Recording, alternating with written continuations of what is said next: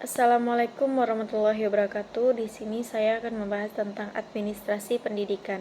Materi yang akan saya bahas kali ini pertama ada pengertian administrasi pendidikan, prinsip-prinsip administrasi pendidikan, tujuan administrasi pendidikan, fungsi-fungsi administrasi pendidikan, dan ruang lingkup administrasi pendidikan. Yang pertama saya akan membahas tentang pengertian administrasi pendidikan.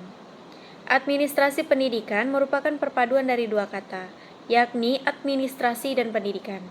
Pada hakikatnya administrasi pendidikan adalah penerapan ilmu administrasi dalam dunia pendidikan atau dalam pembinaan, pengembangan dan pengendalian usaha praktek-praktek pendidikan. Administrasi pendidikan adalah suatu proses keseluruhan, kegiatan bersama dalam bidang pendidikan meliputi perencanaan, pengorganisasian, pengarahan, pelaporan, pengkoordinasian, pengawasan dan pembiayaan dengan menggunakan atau memanfaatkan fasilitas yang tersedia. Selanjutnya ada prinsip-prinsip administrasi pendidikan. Prinsip merupakan suatu yang dibuat sebagai pegangan untuk mencapai tujuan yang telah ditetapkan. Di antara prinsip-prinsip administrasi pendidikan, yang pertama adanya sumber daya manusia atau SDM, atau sekelompok manusia sedikitnya 2 orang untuk ditata. Yang kedua ada tugas atau fungsi yang harus dilaksanakan, maksudnya ada sebuah kerjasama dari sekelompok orang. Yang ketiga adanya penataan atau pengaturan dari kerjasama. Yang keempat adanya non-manusia seperti peralatan dan perlengkapan yang diperlukan dan yang harus ditata. Yang kelima adanya tujuan yang hendak dicapai bersama dari kerjasama tersebut. Selanjutnya adapun tujuan administrasi. Tujuan administrasi pada umumnya adalah agar semua kegiatan mendukung tercapainya tujuan pendidikan. Atau dengan kata lain, administrasi yang digunakan dalam dunia pendidikan diusahakan untuk mencapai tujuan pendidikan. Menurut Gunawan, tujuan administrasi pendidikan adalah memberikan sistematika kerja dalam mengelola pendidikan, sehingga tugas-tugas operasional kependidikan dapat dilaksanakan secara efektif dan efisien menuju sasaran atau tujuan yang telah ditetapkan. Administrasi pendidikan semakin rumit karena menyangkut masyarakat atau orang tua murid yang terlibat langsung dalam pendidikan itu. Oleh karena itu, semakin baik administrasi pendidikan ini, semakin yakin pula bahwa tujuan pendidikan itu akan tercapai dengan baik. Sergio Giovanni atau Kerver menyebutkan 4 tujuan administrasi, yaitu yang pertama efektivitas produksi, yang kedua efisiensi, yang ketiga kemampuan menyesuaikan diri, yang keempat kepuasan kerja. Selanjutnya, adapun fungsi-fungsi administrasi pendidikan. Adapun proses administrasi pendidikan itu mencakup fungsi-fungsi dari administrasi pendidikan yang meliputi perencanaan, pengorganisasian, koordinasi, komunikasi, supervisi kepegawaian, dan pembiayaan dan evaluasi. Semua fungsi tersebut masing-masing mempunyai kaitan sangat erat.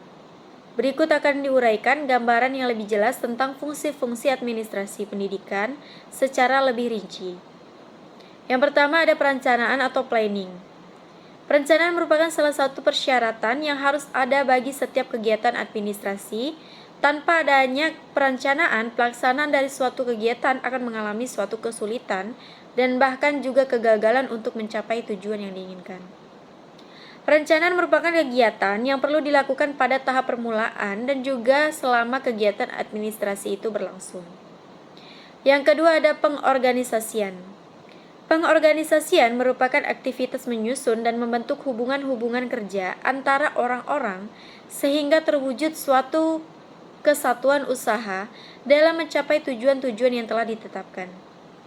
Di dalam pengorganisasian terdapat adanya pembagian tugas-tugas, wewenang dan tanggung jawab secara terinci, menurut bidang-bidang dan bagian-bagian, sehingga dari situ dapat terciptalah adanya hubungan-hubungan kerjasama yang harmonis dan lancar menuju pencapaian tujuan yang telah ditetapkan.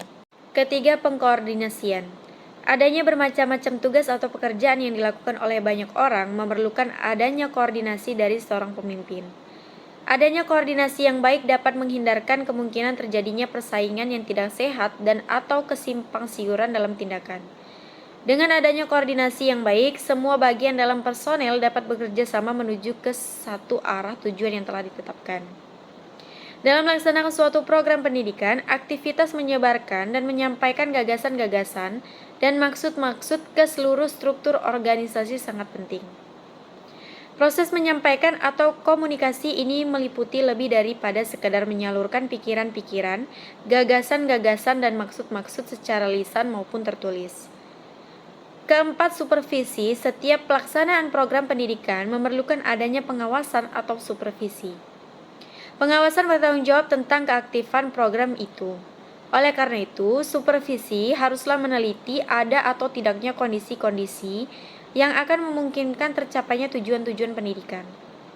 Adapun fungsi dari supervisi adalah menentukan kondisi-kondisi atau syarat-syarat apakah yang diperlukan dan memenuhi atau mengusahakan syarat-syarat yang diperlukan itu. Dengan demikian, supervisi dalam fungsi administrasi pendidikan adalah aktivitas-aktivitas untuk menentukan kondisi-kondisi atau syarat-syarat yang esensial yang akan menjamin tercapainya tujuan-tujuan pendidikan. Selanjutnya, adapun ruang lingkup administrasi pendidikan. Bidang-bidang yang tercakup dalam administrasi pendidikan adalah sangat banyak dan luas.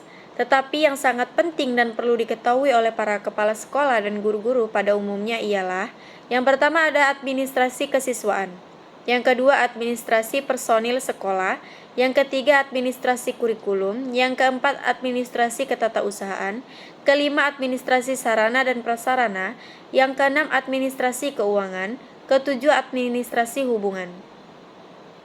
Sekolah dengan masyarakat, jadi dapat ditegaskan bahwa ruang lingkup pembahasan administrasi pendidikan difokuskan pada kegiatan administrasi pendidikan yang dilakukan oleh pemerintah sebagai pelayanan kebutuhan sekolah di satu pihak dan sekolah sebagai pelaksanaan kegiatan pembelajaran dengan fokus utama pelayanan belajar di pihak lainnya. Pada pihak ini, kegiatan administrasi pendidikan difokuskan pada profesionalisme pengelolaan pendidikan dilihat dari segi kelembagaan pemerintah sebagai penanggung jawab pendidikan terhadap masyarakat pun, satuan pendidikan atau sekolah pada semua jenjang dan jenis sebagai institusi yang memberikan jasa pelayanan belajar kepada masyarakat. Sekian, terima kasih. Saya akhiri. Assalamualaikum warahmatullahi wabarakatuh.